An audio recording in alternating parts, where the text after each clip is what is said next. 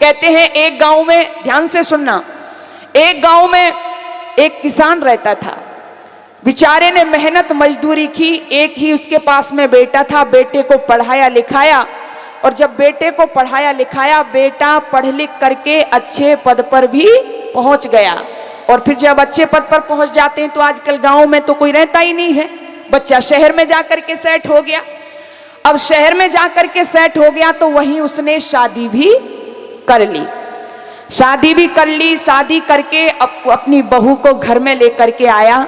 सासू माँ थी नहीं, बहू के केवल पिताजी थे, और पिताजी भी जो थे उन बेचारों को खांसी की बीमारी थी।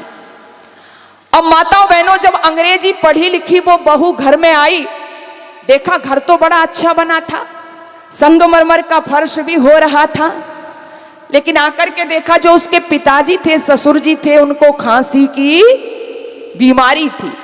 अब खांसी की बीमारी थी, उसने देखा तो पिताजी जहां भी मनाए वहीं थूक दें, वहीं बलगम डाल दें, फर्श को गंदा कर दें। अब उस बहन ने कहा अपने पति देव से कि देखो पति देव, मुझे बिल्कुल अच्छा नहीं लगता, मैं पूरे दिन घर की सफाई करती हूँ और तुम्हारे पिताजी इस फर्श को गंदा कर देते हैं। तो पति देव ने कहा कि देवी क्या करूं, तुम बताओ। तो पत्नी ने कहा ऐसा करो, तुम्हारे पिताजी अंदर कमरे में रहते हैं, इनकी चारपाई निकाल करके बाहर आंगन में बिछा दो, कमरे को गंदा करते हैं। पति देव ने कहा ठीक है, इसमें तो कोई बुराई भी नहीं है। और अपनी पत्नी के कहने से बहनों अपने पिता की चारपाई कहां बिछा दी, आंगन में। अब दूसरा दिन हुआ, अब बुड्ढे ने तो आंगन में भी वही हाल कर दिया, बेचारे को बीमारी थी। अब बहन साफ करती हुई आंगन में आई तो उसने देखा कि पिताजी ने तो आंगन भी गंदा कर दिया। अब उसने फिर अपने पति देव को बुलाया और बुला करके कहा पति देव देखो मुझे बिल्कुल अच्छा नहीं लग रहा। बोला क्या हुआ? कि तुम्हारे पिताजी ने तो आंगन गंदा कर दिया, यहाँ मेरे बच्चे खेलते रहते हैं हर समय।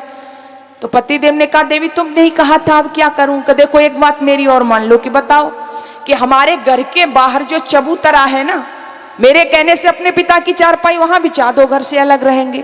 पतिदेव ने कहा कोई परेशानी की बात नहीं है।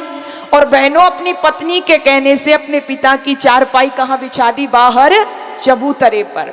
अब तीसरा दिन हुआ, बहन ने देखा कि पिताजी ने तो चबूतरा भी गंदा कर दिया। ओह, अब तो क्रोध से पागल हो गई। बोली मैं इतनी साफ सफाई करती हूँ, पिताजी गंदा कर देते हैं, और ये तो खासकर हमारे घर का मेन डोर है, मेन डोर, मुख्य दरवाजा, लोग यहाँ से अंदर आते जाते हैं और तुम्हारे पिताजी उसको ही गंदा कर देते हैं। अब पतिदेव हाथ जोड़ करके खड़े हो गए। बोले पत्नी से कि देवी अब बताओ क्या करूं? बोली एक बात अंतिम मेरी और मान लो। पति ने कहा कहो क्या बात है? कि देखो मेरे कहने से अपने पिता की चारपाई सामने जो हमारे घर के पीपल का वृक्ष है ना, थोड़ी सी दूरी पर घर के पीपल का वृक्ष खड़ा था। बोली सामने जो पीपल का वृक्ष है, मेरे कहने से अपने पिता की चारपाई वहां बिछा दो, बड़े बूढ़े तो ऐसे ही पड़े रहते हैं और समय समय पर इनको भोजन वस्त्र आदि देते रहेंगे। तो पति तो पत्नी की आज्ञा में चलने वाला था, आचार्य जी जैसे कह रहे थे आजकल हो रहा है। तो उसने कहा चलो ऐसी तो कोई बात नहीं है, वही इनको भोजन आदि देते रहेंगे। बस बहनों अपनी पत्नी के कहने से अपने बूढ़े पिता की चारपाई उस भाई ने सर पर रखी और उठा करके पीपल के वृक्ष के पास ले गया। और जैसे ही पीपल के वृक्ष के नीचे चारपाई बिछाई और बिछा करके पिता को छोड़ करके चलने लगा, तो बुड्ढा बड़ी जोर से हंसता है, बड़ी जोर से ठाका लगाकर ताली पीट करके बुड्ढा हंसता है। जब बुड्ढा जोर से हंसता है तो वो बेटा मुड़ करके देखता है और पूछता है पिताजी तुम्हें हंसी क्यों आई?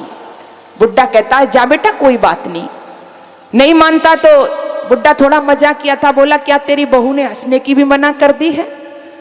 तो वो बेटा जब ये कहा तो बेटा कहता है नहीं पिताजी, मैं तुम्हें घर से निकाल करके और यहां तक छोड़ करके जा रहा हूं, इस स्थिति में भी आप हंस रहे हो, इस हंसी का कोई कारण जरूर है। सज्जनों जब ये कहा उस बेटे ने तो पिता ने बड़ी पते की बात कही, और वही बात मैं आप लोगों तक भी पहुंचाना चाहती हूं।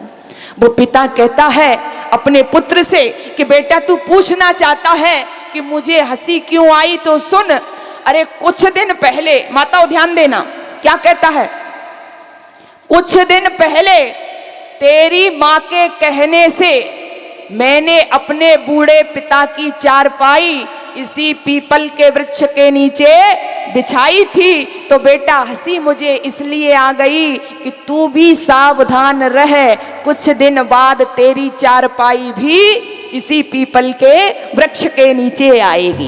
इसलिए माताओं बहनों भाइयों, जो आप ये सोच रहे होंगे ना कि ना हम तो जवान ही बने रहेंगे, नहीं, एक दिन वो भी समय आएगा। इसलिए समय रहते आज अपने बच्चों को संस्कारित करो, इनको संस्कार अवश्य दो।